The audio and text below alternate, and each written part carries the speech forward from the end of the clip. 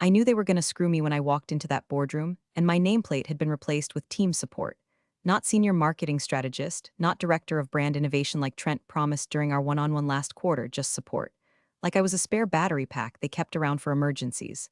I sat down anyway, smiled, took notes, even nodded at Trent's tired dad joke opener. But my ears were ringing by the time he launched into my campaign, my language, my sequencing, my damn story arcs, like he'd conjured them from the corporate ether over his morning kombucha.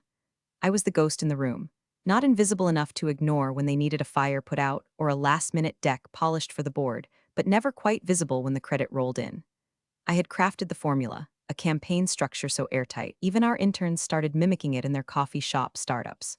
I refined it over 7 years, reverse engineering emotional triggers, brand memory loops, and micro-moment metrics that stuck harder than glitter on a kindergarten craft table. And every single time it worked, Trent would pop his collar and say, "See? Just a little team synergy." No, Trent. Synergy didn't spend 3 sleepless months a slash B testing ad copy while your ass was at Burning Man trying to find your authentic self. And hey, while we're here, 97% of you listening to this ain't subscribed. Which is wild considering y'all binge these stories harder than Trent binges cold brew before earnings calls. So if you've got a thumb and a soul, smash that follow button and help me hit my first ever 10,000 subscribers. It means the world and keeps the revenge warm. Anyway, where were we? Right, the ghost, that was me. I started as an intern straight out of a second-tier state school with a bootleg laptop and a panic attack permanently parked behind my sternum. But I was hungry, stayed late, listened more than I talked, wrote draft after draft of pitch decks until they bled dopamine and dollar signs. And when I cracked the formula, the one that turned our stagnant wearable brand into a viral juggernaut, Trent smiled like a man taking credit for discovering fire. "You're a rock star, Elise," he said after that first quarter blew past projections. "You've got a real gift for packaging." Then he took the stage at Tech Future Expo and described the entire campaign as his vision. Packaging, like I was just the wrapper. And the thing is, I let it slide. At first, because I believed in the team. Because I thought maybe someday someone would actually see me. I kept a folder on my desktop, innocuously named Lunch Break, filled with version histories, time-stamped iterations, drafts with my initials, Slack exports, even the original whiteboard photos from those late nights when the cleaners thought I lived there. I never said a word, just kept building. But ghosts get tired too. I watched them give the Rising Innovator Award to Jared, the guy who once spelled strategy with 2 E's in a proposal. I watched press releases list Trent as the architect of campaigns I'd written from scratch, and I smiled, I clapped. I took the free tote bags and went back to work, but somewhere between the fifth stolen pitch and the eighth ignored promotion, something in me calcified. Hope turned to resolve, and the folder called Lunch Break, let's just say it had a much hungrier purpose. The conference room smelled like burned coffee and overcompensating cologne. Trent had that look, the smug kind, like a cat that just knocked over your grandmother's urn and wants you to thank it for decluttering. "Elise," he said, steepling his hands like a dollar store guru, "first off, incredible year. The Synergy campaign, phenomenal work. You really brought the team's energy together.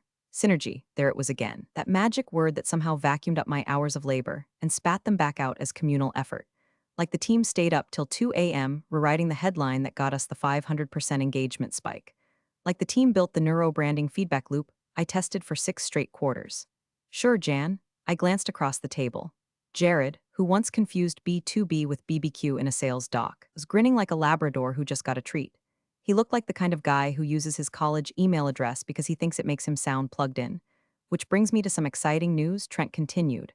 We're promoting Jared to associate director. He's really shown initiative, leadership instincts, and a fresh generational perspective.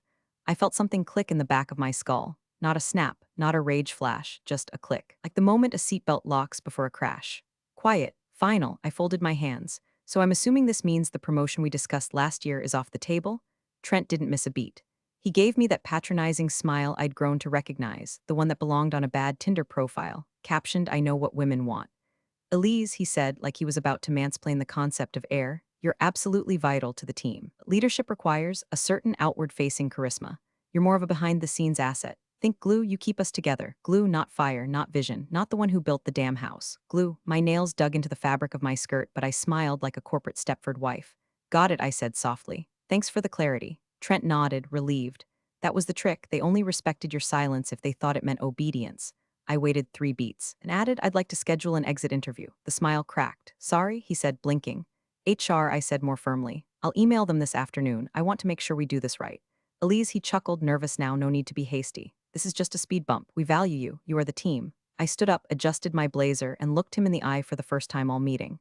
Trent, I said, if I'm the glue, then congrats, you've just unstuck me. I left the conference room with my spine straight and my stomach twisting. Not from fear, from focus. The kind of razor-edged calm that hits just before a long game begins. At my desk, I opened the lunch break folder one last time, and just before the clock hit 6 o'clock p.m., I clicked send on my resignation letter. It was polite, it was brief, but the timing, impeccable. The HR lady blinked at my resignation letter like it was written in ancient Sumerian. Elise, she said slowly, like I might be concussed, are you sure? You're kind of essential. That word again. Essential. The corporate synonym for cheap labor that doesn't complain. I gave her the same smile I used during fire drills and fake birthday parties for people who thought branding meant slapping a QR code on a mug.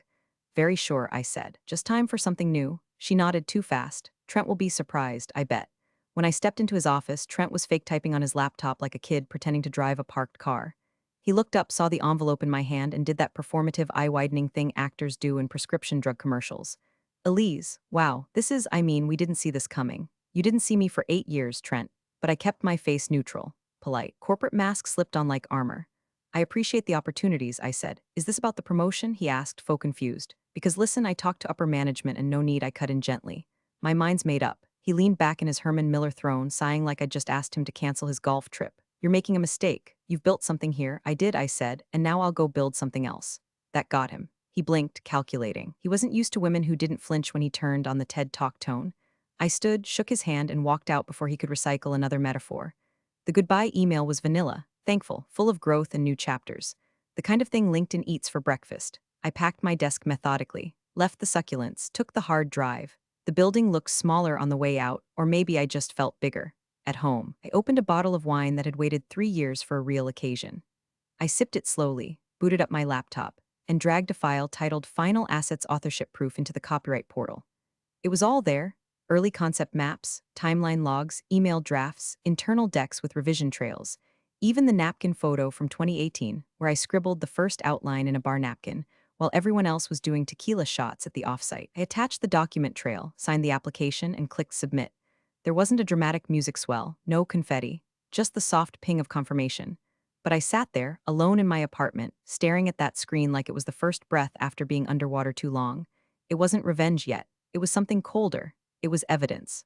The LLC paperwork came through on a Tuesday so quiet you could hear the dust settle on my windowsills. I named it North Anchor Strategies. Sounded nautical, decisive, and just vague enough to hide how much of it was run in sweatpants from a studio apartment that still smelled faintly of old toner cartridges and disappointment. I didn't post some grand announcement. No inspirational quote cards. No goodbye cruel corporate world blog post with hashtags about healing. I just updated my LinkedIn header to brand architect, narrative systems consultant, turned off profile notifications, and started cold emailing startups with names that sounded like probiotic drinks or obscure meditation apps. Hi, I help brands translate chaotic vision into compelling frameworks that actually convert. No mention of my old firm. No mention of the formula.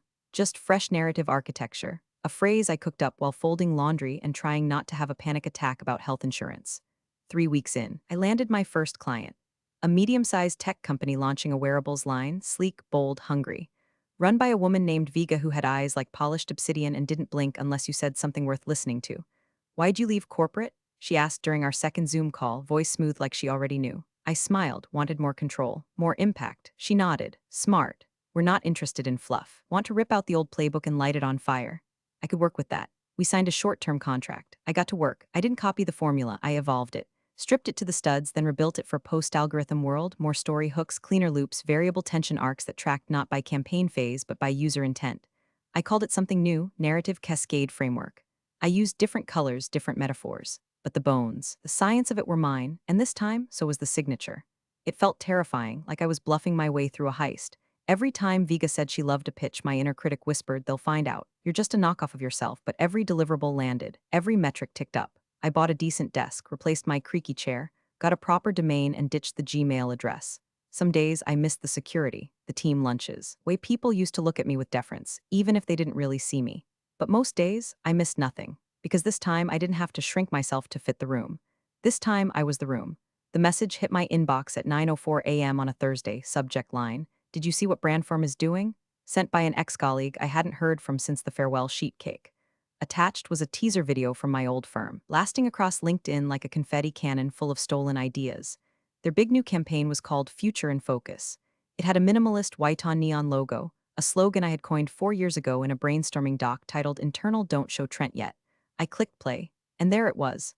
My sequencing, my framework, my goddamn formula dressed up in motion graphics and narrated by a British voice actor to make it sound fancier. The world doesn't need more noise, the voice said. It needs emotional gravity, story loops, and identity anchors. My phrase, identity anchors. I'd invented that term after watching users pause on a specific ad slide in our eye-tracking heatmap study. I'd explained it to Trent using a metaphor about Velcro for the human brain. He laughed, called it nerd gold, took it to the board, got a bonus. Now here it was, center stage in their revolutionary campaign, being praised in the comments by half the tech industry and a couple VCs who used to ignore my emails. I didn't blink. I just sat there, jaw clenched, pulse tapping behind my ears like a metronome on fire. Some part of me, the tired, polite part, whispered, let it go. But a louder part, the version of me that had stayed silent in meetings while my own slides got rebranded with someone else's initials, that version stood up inside me like a lawyer walking into court with a full binder and zero fucks. I picked up the phone and called Nadine, my IP attorney. She answered on the second ring, cheerful and sharp as ever. North Anchor Strategies, how's the empire? I didn't waste time. It's time. There was a pause, then a quiet exhale that almost sounded like a smile. I was hoping you'd say that, she said. I've got your case file ready. I just need to know, when do you want them served? I looked back at the video, now looping silently on my screen, a parade of executives beaming over things they didn't create, like toddlers showing off crayon drawings done by the nanny. I tapped the spacebar, paused it on Trent's face. During the launch, I said, live if possible. Mid-sentence would be ideal. Nadine laughed. You always did have a flair for timing. But it wasn't timing, it was justice. And I'd waited long enough. The cease and desist was 43 pages long and read like the opening salvo of a corporate war crime tribunal. Nadine didn't hold back. Every legal clause was a scalpel, not a hammer.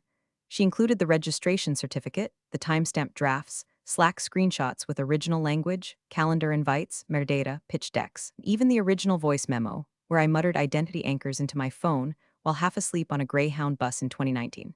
We weren't asking them to stop. We were ordering them. I sat cross-legged on my floor, surrounded by the physical receipts of a life lived in unnoticed brilliance. USB drives labeled Do Not Delete, notepads full of chicken scratch, a wine-stained coaster with a slogan on the back that turned into a six-figure campaign. I rewatched the Future in Focus teaser with a stopwatch, matching every moment to my own material like a forensic scientist, matching DNA strands. One line, lifted word for word from a confidential pitch deck I'd written after an emergency rebrand in 2021. Even the inflection in the narrator's voice matched my old rehearsal notes. Trent hadn't just plagiarized my strategy. He'd Frankensteined my entire intellectual skeleton, bolted it to a podium, and shoved it into the spotlight wearing a rented tux. The plan was surgical. Nadine coordinated with a process server who specialized in discreet public delivery. They wore a press badge and carried the envelope in a camera bag. The time was set, 11:14 a.m., 5 minutes into the core segment of the launch, just as Trent would be introducing the campaign framework. Do you want to warn them first? Nadine asked. No, I said. They might try to pivot if they catch wind. They won't, I said, because Trent thinks I'm glue. I kept the rest of the week clear. No meetings, no calls, just sharpening the blade and choosing which version of the statement Nadine would issue to the press after the storm hit. One was ice-cold legalese. The other, a tactful but withering truth bomb that would go viral on Founder Twitter before lunch. Every angle was covered, every timestamp verified. I wasn't just ready. I was bulletproof. That night I didn't sleep. I didn't need to. My adrenaline ran like engine oil. I walked 5 miles in the dark just to hear my boots hit the sidewalk.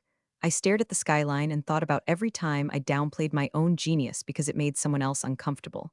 Every time I'd watched my work exit another man's mouth like it was his idea.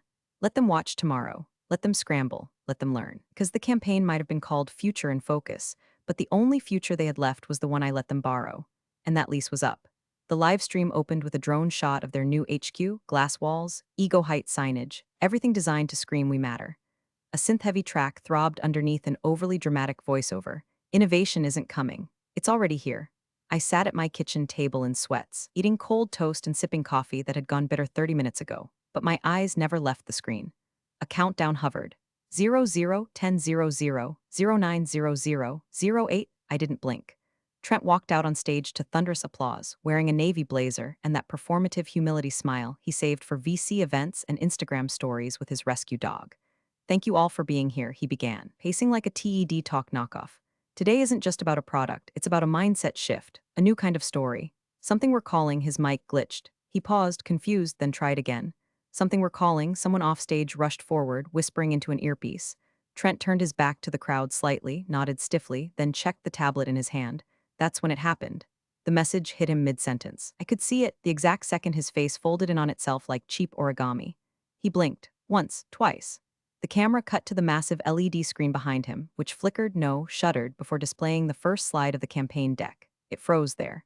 Just long enough for viewers to read the words emotional gravity / identity anchors / loyalty loops trademark, my exact sequence, before the image warped into a system error screen. Trent's mouth was moving, but the audio was gone. The live stream chat exploded. What just happened? Is that part of the presentation? Elmau, that's Elise's old campaign, isn't it? Behind Trent, 3 team members frantically huddled over a laptop. One of them made a slicing motion across their throat. Then silence. The feed cut to black. I stared at the screen, waiting. There was a full minute of dead air, followed by the abrupt appearance of the "We'll be right back" card. Music returned, this time off-key, like even the system was having a breakdown. My phone buzzed once. Nadine, delivered in hand on camera, beautiful execution. I took a bite of cold toast, chewed slowly, smiled, they got it. It wasn't just a ruined launch. It was a public autopsy of stolen work. And Trent? He'd finally learned what it feels like to watch someone else tell your story and realize too late that you never owned it. By noon, Brandform Implodes mid-launch was trending on Twitter, LinkedIn, and Reddit/r/TechSnark with equal parts schadenfreude and speculation.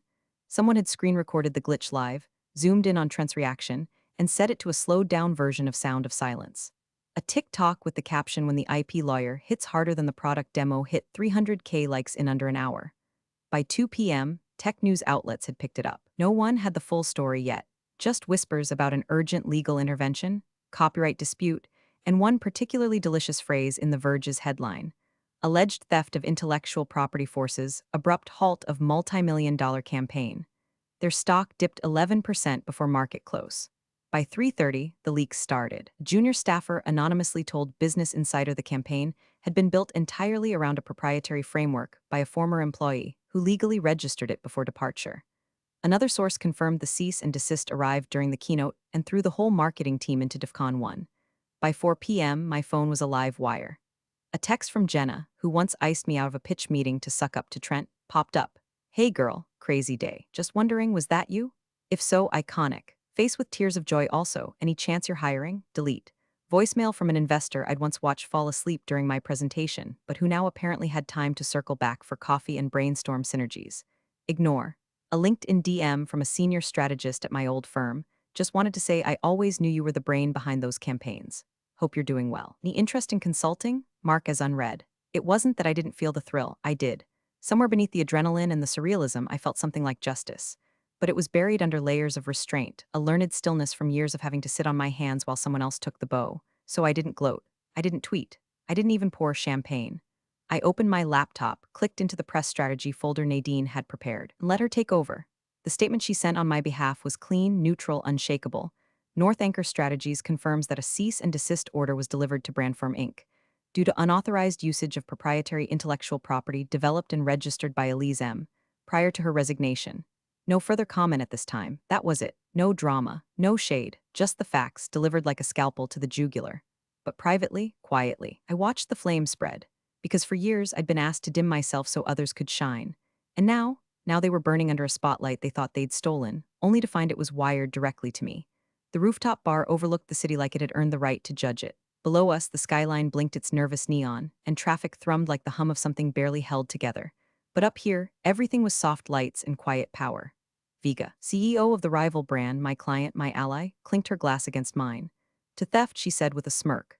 The best marketing strategy money can't buy. I laughed. It was the kind that came from deep in the chest, not the polite exhale you do in meetings to let men think they're funny. This was joy with an edge. The kind that had waited years in my gut, sharpening itself against every ignored idea and every stolen slide deck. To authorship, I corrected, raising my glass again, the real kind. The campaign I built for Viga's company hadn't just landed, it detonated. Clean storytelling, sleek arcs, emotional magnetism that pulled audiences in like gravity. Investors ate it up. Users believed it. The press called it the most resonant brand voice of the year. None of them knew it was a resurrection, the bones of a stolen idea, reborn with teeth. And across town, the ripple effects hadn't stopped. Trent, once the golden boy of the boardroom, had been placed on sabbatical, The HR term for you screwed the pooch, but we still have to pay you. Rumors swirled. Internal reshuffles, stockholder panic, a full-on rebranding effort so desperate it might as well have come with an apology playlist. Their new press release was a word salad of vision reinvestment, next-gen transformation, and my personal favorite, a renewed focus on originality and ethical innovation. Try saying that with a straight face while your house is still on fire. Then the email came, from a new name I didn't recognize. Subject, opportunities at Brandform. I opened it, only out of curiosity. The body was short, too casual. Hi Elise, I'm the new head of marketing at Brandform. We're reshaping things over here and would love to talk about any interest you might have in returning, in a leadership capacity. Let me know if you'd be open to reconnecting. I stared at it for a second. No rage, no grief, just clarity. I didn't reply. I dragged it to trash like it weighed nothing. Then I finished my drink with Viga, leaned back in my chair, and let the city lights wash over me. I didn't need a press tour. I didn't need a revenge monologue. I'd already won. They spent years pretending I didn't exist. Now, they can't launch without me. You're the real MVPs of the office jungle. Thanks for watching. Smash that subscribe button, or the coffee pot might just forget your next brew.